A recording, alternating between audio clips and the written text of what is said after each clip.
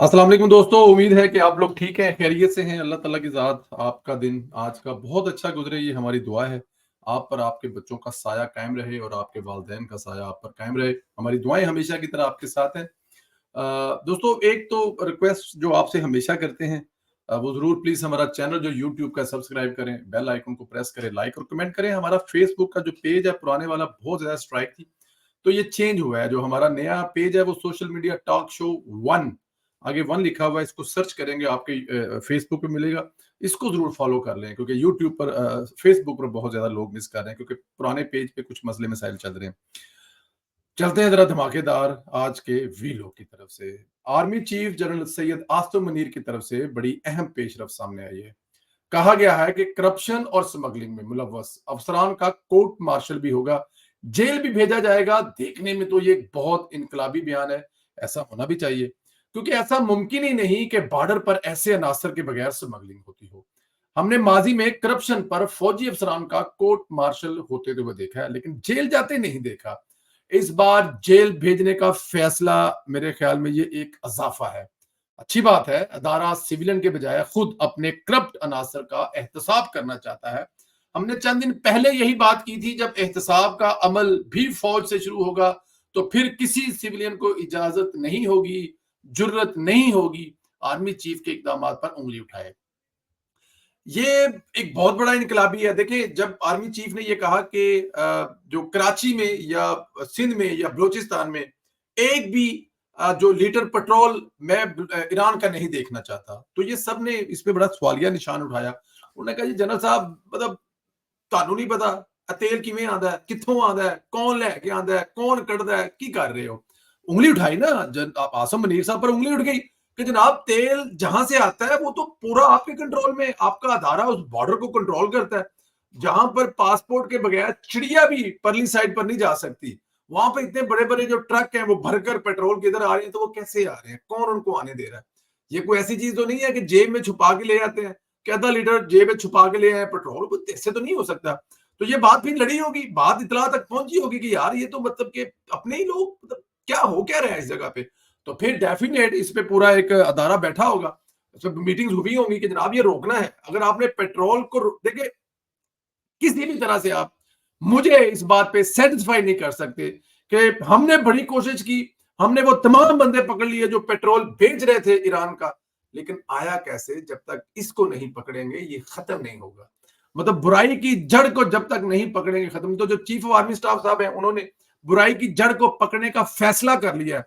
और मैं आपको बता दूं, पाकिस्तान का सबसे, आप माने या ना माने, इससे पहले भी, अब भी और आने वाले वक्त में भी, खुदा ना करे आने वाले वक्त में, अल्लाह ना करे, तो मैं आइन के मुताबिक कह रहा हूं, आइन में सबसे सुप्रीम आपकी सुप्रीम कोर्ट है और सबसे तगड़ा जो है वो आपका वजीर आजम है। इसलिए मैं कह रहा हूं अल्लाह ना करे कि अब तक और पीछे आर्मी चीफ ही पाकिस्तान का सबसे तगड़ा बंदा है। और अगर वो फैसला कर बैठा है कि स्मगलिंग नहीं होने देनी, डॉलर पाकिस्तान से अफगानिस्तान नहीं जाने देना, ईरान से तेल पाकिस्तान में नहीं आने देना, तो बिलीव करें कि ये मुमकिन है, हो ही नहीं सकता कि इस पर कोई दरमियान में डंडी मारे। ये ना हो कि इमरान खान साहब के दौर की तरह रिश्वत खत्म करने के चक्कर में हर चीज की रिश्वत का रेट बढ़ गया था। उन्होंने जी बड़ी सख्ती है जी, 1 लाख रुपए ये नहीं कम होता, 4 लाख है गए, इमरान खान ने बड़ी सख्ती की थी। खुदा ना करे कोई ऐसा हो जाए। बाकी मुझे तो यहाँ पर मतलब मैं मतलब बहुत इससे, अब ये हो कैसे सकता है, मतलब कि अगर वो चाहे तो ना हो सके। खैर, 9 मई में मुलव्वस अफराद को सबसे पहले फौज के अंदर से सजा दी गई। इसी तरह करप्शन पर भी जब घर से काम शुरू हो जाएगा तो भला कौन एतराज करेगा। लेकिन इसका आगाज इन लोगों से जरूर होना चाहिए जिन्होंने माजी में पापा जॉन्स जैसे पिज्जे की कामयाब चेन खोली। न जाने कहां कहां से पैसे आए और कौन कौन से बिजनेस खोले। इनसे भी थोड़ी बहुत मनी ट्रेल मांग लेनी चाहिए, लेकिन ये बात करना गुनाह है। अगर उनका नाम लेंगे तो ये अच्छा नहीं होगा। एक और मसला आ गया, एक तरफ आर्मी चीफ बात कर रहे हैं खुद एहतसाबी की, दूसरी तरफ शाहिद मतेला के जरिए जनरल बाजवा का ताजा मौकफ सामने आया है। अगर नवाज शरीफ जनरल फैज या बाजवा के एहतसाब की बात करेंगे तो फौज रद्द अमल देगी। बड़ी सख्त बात है जनाब कि अगर नवाज शरीफ ने दोबारा जनरल फैज या जनरल बाजवा के एहतसाब की बात की, फौज रद्द अमल देगी।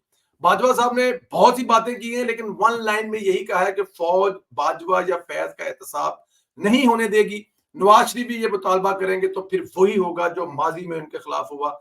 शायद ये धमकी है नवाज शरीफ को कि तुमने जो मुशर्रफ के साथ किया उसके बाद जो तुम्हारे साथ हुआ, और अगर तुम अभी ये बाजवा या फैज के साथ करोगे तो फिर वही होगा दोबारा 2016-17 की तरह तुम्हें फिर निशाना बनाया जाएगा। जनरल साहब बाजवा साहब तो आपके इकदामात को चैलेंज कर रहे हैं। सिविलियन को ना करने दें किसी साबक अफसर का एहतसाब, लेकिन आप खुद तो कर सकते हैं ना। चलिए मान लेते हैं, ना करने दें नवाज शरीफ साहब को। हम इस बात से दस्तबरदार हो जाते हैं कि मियाँ साहब जो है वो एहतसाब करें, या हमारी जो कोई भी सिविलियन हुकूमत है वो बाजवा साहब का एहतसाब करे, या वो जनरल फैज से पूछे कि तुमने ये 2016 वाला जो धरना है वो क्यों करवाया था, 17 वाला धरना जो है शाहिदा खान बासी साहब के दौर में, ये सारा कुछ क्यों किया, इमरान खान को क्यों लाए लेके आए। जनरल बाजवा साहब से हम नहीं पूछ सकते, ना पार्लियामेंट पूछ सकती है, ना नवाज साहब ये जुर्रत कर सकते। लेकिन बाजवा साहब आपके अदारे में तो एक मतलब बाजवा साहब के अदारे में जो साबिक अदारा है उनका, उसमें तो मतलब कम से कम एक रूल एंड रेगुलेशन मौजूद है। वो तो पूछ सकते हैं बाजवा साहब से कि ये इमरान खान की मोहब्बत में मुल्क तबाही के कुओं में क्यों खोदा, क्यों आपने चलती एक हुकूमत को घर भेजा। कम से कम वही अदारा वो आप देखिए, जनरल साहब खुद पूछ ले, हाफिज साहब खुद अपना अदारा उनको बुला ले, उनसे पूछे कि यार ये तुम लोगों ने जुल्म किया पाकिस्तानियों पर, क्यों किया। और अगर किसी जगह पर जनरल फैज साहब या जनरल बाजवा साहब कसूरवार हो तो उनको वो सजा दें जो उनकी सजा बनती है। मेरे ख्याल में सिविलियन खुश हो जाएंगे, नवाज शरीफ भी खुश हो जाएगा कि यार चलो कम से कम आने वाले वक्त में ये रास्ता तो रुका, आने वाले वक्त में कोई ऐसा काम तो नहीं करेगा। ये तो कोई बात ना हुई कि आप पीछे बैठ के उल्टियां धमकियां लगा रहे हैं कि मियाँ साहब तुझे अगर मुशर्रफ की तरह दोबारा कुछ पंगा लेने की कोशिश की ना तो आपका वही हाल करेंगे जो उस दौर में किया था। ये तो फिर सीधी सीधी जाती है ना कि एक तो आपने बदमाशी की और दूसरा आप कहते हैं कि हमारी तरफ उंगली भी उठाकर देखे, और फिर आप ये भी कह रहे हैं कि हमारा दायरा रिएक्शन देगा। मतलब हाफिज साहब जो है वो उनको फौज के अंदर से प्रेशर आएगा, फौज ये कहेगी कि हमारा जनरल अदालत तक नहीं पहुंचना चाहिए। फिर ऐसे भी हुआ, मुशर्रफ अदालत तक नहीं पहुंचेगा। खैर फैज हमीद से पूछ सकते हैं ना जनाब के भाई इस करप्शन का जवाब दो, हिसाब दो, इतनी जायदाद कहां से आई। उम्मीद है बाजवा साहब को ऐसी धमकियों से बात रहने का भी कहा जाएगा। बाकी अदारे के अंदर करप्शन का हिसाब करने के लिए अल्लाह पाक आपको जुर्रत, ताकत और हिम्मत, इस्तिकामत दे। आप जरूर कामयाब होंगे। ये एक वाकई इनकलाबी कदम है और मेरे ख्याल में यही नवाज शरीफ का मुतालबा है। मैं जब काजी फैसल साहब को सुनता हूँ ना, वो कहते हैं ये पार्लियामेंट, तो कहते हैं यार पार्लियामेंट सुप्रीम है, उनके बनाए हुए कानून को हम कैसे छेड़ सकते हैं। बड़ी खुशी होती है कि यार कुछ दूसरे अदारे का तगड़ा बंदा जो सब कुछ कर सकता है, इससे पहले करके गए हैं पार्लियामेंट के तमाम कवानीन को उड़ा कर गए हैं बंदियाल साहब, लेकिन उसी अदारे में बैठा हुआ एक बंदा कह रहा है नहीं भाई हमारा इससे कुछ लेना देना नहीं है, ये पार्लियामेंट का काम है, पार्लियामेंट सुप्रीम है, अगर उन्होंने कोई कानून बनाया तो हमारा कोई हक नहीं, हम उसको उड़ा के फेंके, इजाजत ही नहीं है आप जो पार्लियामेंट में कर रहे हैं। और अगर बाजवा साहब के इदारे के जो मौजूदा सरबराह है हाफिज साहब भी ऐसा सोच लें तो मेरे ख्याल में क्या बात है, मजा आ जाए। एक तरफ काजी साहब, दूसरी तरफ हाफिज साहब और तीसरी तरफ मियां नवाज साहब। दिनों में, साल तो बहुत दूर की बात है, दिनों में पाकिस्तान वहां जाएगा जिसके बारे में शायद कुछ सोच भी नहीं सकता। और पाकिस्तान उन बुलंदियों पर जाएगा जो नवाज शरीफ का हमेशा ख्वाब था। होगा क्या कि सब अपना अपना काम करें, और यही मियां मोहम्मद नवाज साहब का फलसफा है, यही उनका वो कहते हैं। एक अहम खबर है कि नादरा में हाजिर सरबत जनरल मुनीर अफसर साहब को चेयरमैन लगा दिया गया। इस तैनाती की सबसे बड़ी वजह जो सामने आई है वो सिविलियन की करप्शन के बायस नादरा के जरिए मुल्क का बहुत नुकसान पहुंचा। पाकिस्तान में सैकड़ों अफगानियों को गैर कानूनी मेरिट से हटकर शनाती कार्ड दिए गए, पैसे लेकर न जाने क्या क्या किया गया। आपको याद होगा कराची में एक दहशतगर्द पकड़ा गया था, तल्लक अफगानिस्तान था लेकिन इसके पास शनाती कार्ड पाकिस्तान था। इसके अलावा नादरा से ही army chief general Asim Munir का डेटा भी लीक हुआ था। इन तमाम चीजों नजर को पेश रखते हुए कमान फौज के हाजिर सर्विस जनरल संभाल ली है। इस हवाले से आज विजडन हाउस में कौमी सलामती कमेटी का अहम इजलास हो रहा है। इस इजलास में अफगानियों के हवाले से फाइनल पॉलिसी बनाई जाएगी। इसके अलावा हालिया दहशतगर्दी पर बड़े फैसले लिए जाने का, क्योंकि मौजूदा दहशतगर्दी की लहर इलेक्शन के लिए भी खतरा है। और इधर एक मतलब ये होना भी चाहिए, जो आपके मौलाना फजल रहमान साहब हैं वो भी एक अपने तहफात का इजहार कर चुके हैं जनाब आने वाले दिनों में क्या होने वाला है, क्या आने वाले दिनों में इलेक्शन डिस्टर्ब होने वाले हैं इस वजह से कि दहशतगर्दी की लहर उठ रही है। तो जाहिर है इन पर कंट्रोल करना, और इस पर कंट्रोल जाहिर है फौज ही करेगी, और किसने करना है दहशतगर्दों पर। अब वो भी मतलब एक लहदा बहस है कि ये दहशतगर्द कौन है, कहां से आते हैं, किसने बनाया है, कौन जाके इनको, मतलब चलो छठो पर मिट्टी पा आगे चले। हम लोग मिट्टी पा देते हैं लेकिन मियाँ साहब के अंदर मिट्टी नहीं पानी, लेकिन असि मिट्टी पाने हैं आगे चल रहे हैं। अच्छा, इधर एक और अहम खबर आपसे शेयर करूंगा। बताया गया कि 9 मई के मुसलमान के ट्रायल के लिए 3 फौजी अदालतें बाकायदा कायम कर दी गई हैं। समात भी शुरू हो गई है। बताया जाता है कि 5 माह में शरपसंदों से मुकम्मल तौर पर तफ्तीश की गई है। इसके बाद फैसला हुआ है इनका मुकदमा फौजी अदालतों में चलेगा, क्योंकि उन्होंने आर्मी तनसीबात पर हमले किए जिनके ठोस शवाहद मौजूद है। फौजी अदालतों में सिविल कोर्ट की तरह तखीर नहीं होती, वहां ये बहाने नहीं चलते जो इमरान और पीटीआई सिविल कोर्ट में बनाती है। महसूस यही होता है कि वहां रिकॉर्ड मुद्दत में 9 मई के मुलजमान को सजाएं सुनाई जाएंगी। बंदयाल जैसी सहूलतकारी के बारे में आप सोचे भी ना कि जो बंदयाल साहब मौजें करा गए हैं ना, छोटी ते वड्डी सारियां अदालतां राफिया कमबख्त सजाएं भी नहीं देते, राफिया कमबख्त कमर्शियल वो क्या था वो मार्शला भी नहीं लगाते। ऐसा कुछ नहीं होगा, क्योंकि अब राफिया का उम्र जो है वो हमेशा के लिए बंदयाल हो गया है। अब उम्र बंदयाल अता नहीं बैठा हुआ, जो मतलब कि रास्ते में रुकावटें जो है वो खड़ी करेगा, चीजें करेगा। अब ये देखिए दोस्तों, इमरान रियाज खान साहब के साथ जो हुआ है ना, उसको देखकर बड़ा दिल बुरा होता है। जाती हैसियत में मुझे तो कभी पसंद ही नहीं था, हो भी नहीं सकता था जो वो करता था। खास तौर पे जब वो पाकिस्तान के खिलाफ, पाकिस्तान के अदारों के खिलाफ बोलता था। जिस तरह देखिए, तनकीद आप सब पे करें, मुझे भी इख्तिलाफ है, मैं भी करता हूँ, आप भी करें आप, लेकिन क्या उस तनकीद से मैं अपने मुल्क को, अपने कौमी अदारों को नुकसान तो नहीं बचा रहा? मैं उनका ज़मीर जगा रहा हूँ, मैं उनको समझाता हूँ कि खुदा का वास्ता है, अपना काम करें, सियासतदानों को अपना काम करने दें, ये मेरा काम है, यही मैं करता हूँ। लेकिन इससे बढ़कर कि मैं टक्कर के लोग हैं, मैं टक्कर का बंदा हूं, मैं उड़ा दूं, नहीं, नहीं, क्या उड़ा देंगे भाई? कहां टक्कर के लोग हैं आप? कहां से टक्कर के लोग पैदा हो गए?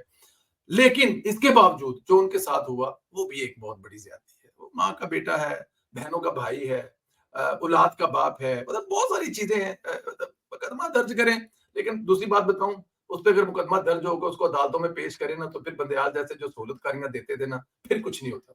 फिर वो बाहर आके विक्ट्री का निशान बनाकर 2 दिन बाद सामने आके उसी स्पीड में आके माँ बहन एक करता था, क्योंकि उसको पता था सहूलतकारी मिल रहेगी। अब वो वाली जो सहूलतकारी है वो नहीं मिलेगी। अब इमरान रियाज वाले सबका हाल होना है, मुझे तो ये लग रहा है, डर लग रहा है कि अल्लाह ताला की जात इन लोगों की हिफाजत, अल्लाह ताला की जात इन लोगों के साथ ऐसा कुछ ना हो जो इमरान रियाज के साथ हो रहा है। लेकिन इन लोगों ने अगर वाकई 9 मई वाले हादसे में अपना किरदार अदा किया है, तो फिर मेरे ख्याल में इनके साथ वो होने वाला है जो कभी किसी ने सुना नहीं होगा।